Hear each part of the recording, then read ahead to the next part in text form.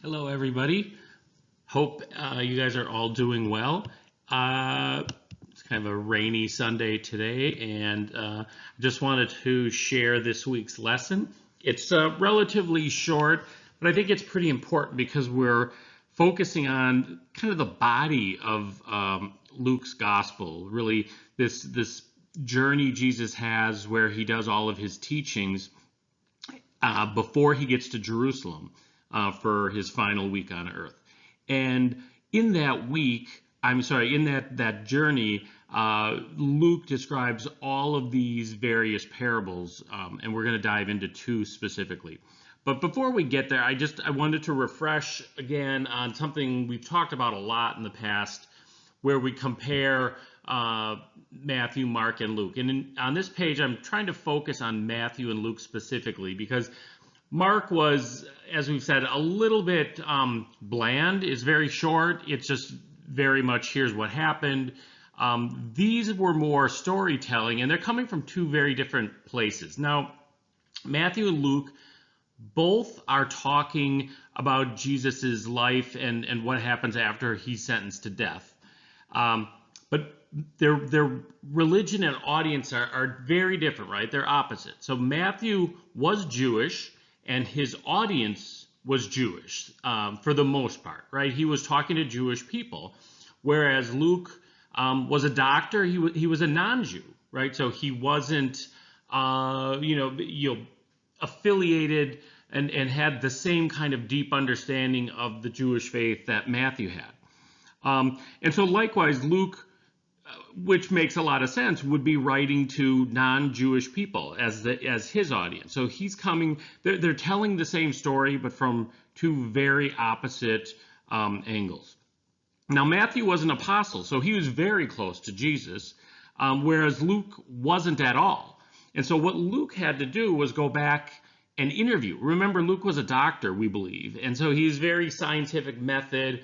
He was a very good friend of Paul, and so they went back and documented everything. And he laid that out at the beginning of his gospel, saying, I've compiled all this evidence, this kind of firsthand research, and I'm going to lay out, the story of Jesus Christ and his life and his death for you so you can understand what happened.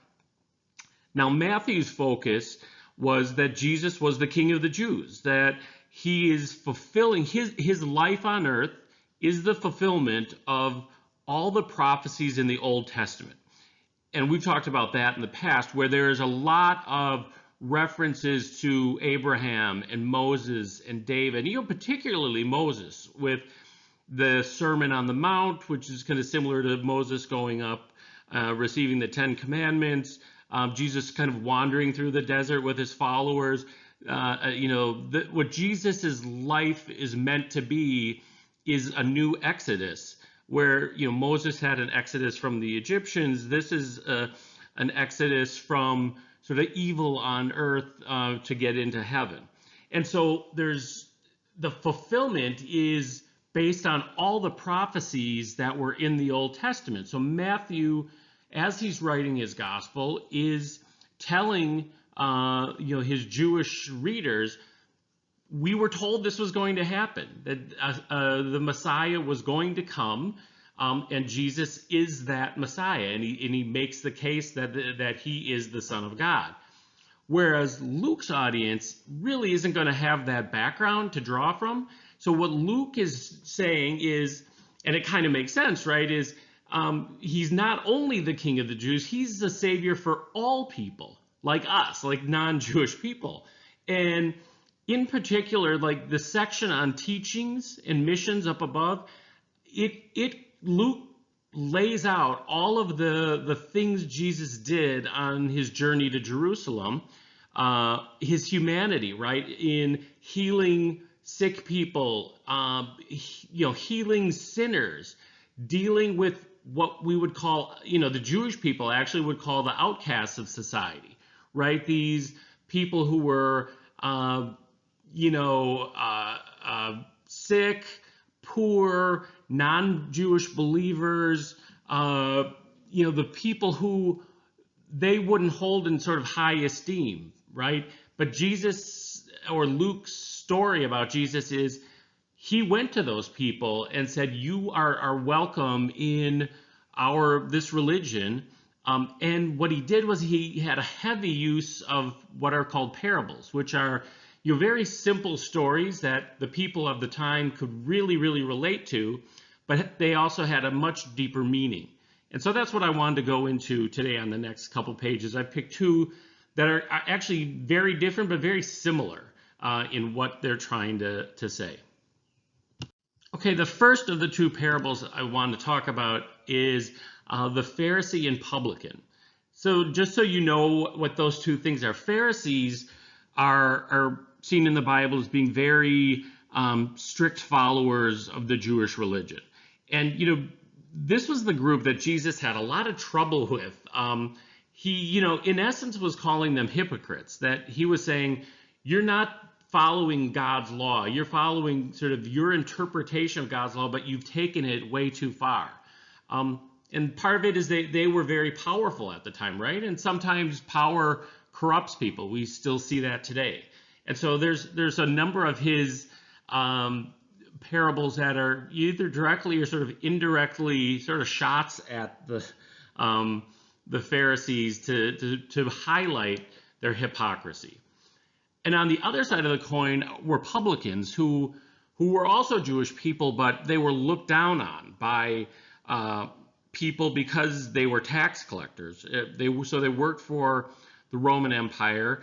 They weren't paid a salary by the empire. What they were expected to do is basically take more than they were supposed to take and use that as their salary. So you have sort of the highest of high sort of class religious people in Pharisees, and then the lowest sort of caste, if you will, of Jews in the publican person.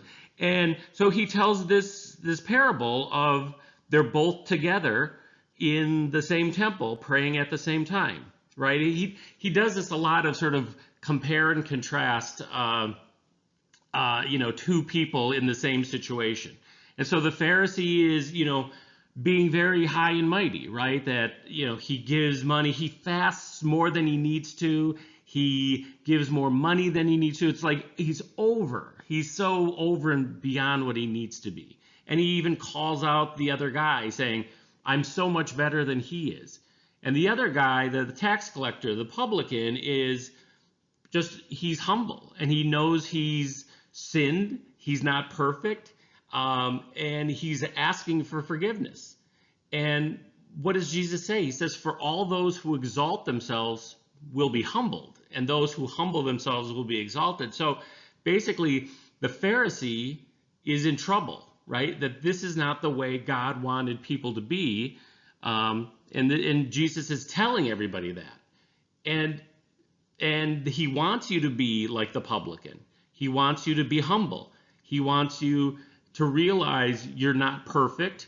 You have to work at trying to be perfect, and you have to humble yourself in front of people instead of preening and showing off in front of people. So this one's a pretty direct parable. I mean, it's there's not a lot of hidden meaning. It's really, don't be a jerk about your faith, right? Understand where you are in sort of the grand scheme of things. And so the next parable is a little bit more subtle. This parable is called the Prodigal Son, or sometimes you'll see it as the Lost Son.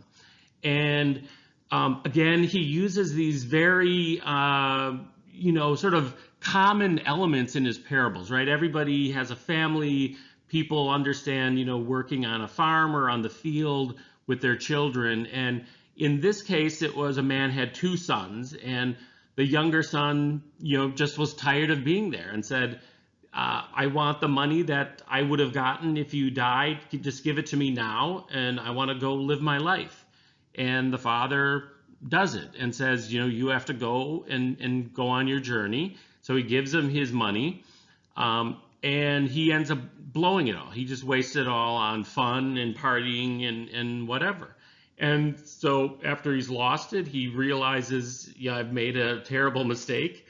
And he decides, I'm going to go back and, beg for forgiveness and to see, can you just take me on as a servant? I realize I sort of broke my bond with you as a son because I took my inheritance, but can I just be a servant with the other servants, and at least I'll have food to eat? And when he comes back, the father sees him coming, and so there's almost a thought of, has the father been waiting for him the whole time? Has he been watching? Because before he even gets back, the father kind of rushes out and tells the servants, hey, kill the fatted calf. We're going to have a big party because my son's returned home. And understandably, in a way, the older son gets very angry. He says, you never gave me a party. I've been here with you the whole time. He takes his money, walks away, has a bunch of fun, and then he comes back and now he gets a party. And what the father is saying is kind of in italics down to the bottom. What he's saying is, look, you've been with me your whole time, and I love you. But he went on his journey. I lost him. He was dead, but now he's back and he's alive, and we need to celebrate his sort of rebirth, right? Now think about sort of the two people here. I mean, we're all kind of the younger son in a weird way. We all make mistakes. We all waste things. We are not perfect. And we need to ask for forgiveness from the Father, right? We need to ask forgiveness from God all the time. Whereas the older son is basically saying what the Pharisee was saying, is I'm perfect. Where's my celebration?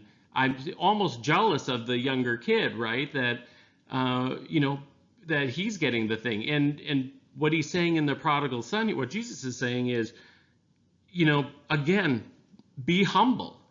Yes, you've done all the things you're supposed to do, and that's great, and I love you. I'm celebrating the return of somebody I lost, but I never lost you, and that's a good thing. Be happy that I never lost you and that you have always sort of followed what I've asked you to follow. And what's interesting is sort of at the beginning of this chapter, he tells everybody to come closer, and part of the group he was talking to included Pharisees. So he's really telling the Pharisees in this parable, don't be angry that, we're including other people in people who have sinned into this party. And the party is obviously coming into heaven and being welcomed with eternal life. Be happy other people are being included. Don't be angry that more people get to have this wonderful afterlife. So two different but very sort of similar themes in these parables. So with that, I know this one went a little long, but I think these are important things to think about. I hope you have a great week, and we will talk to you next Sunday.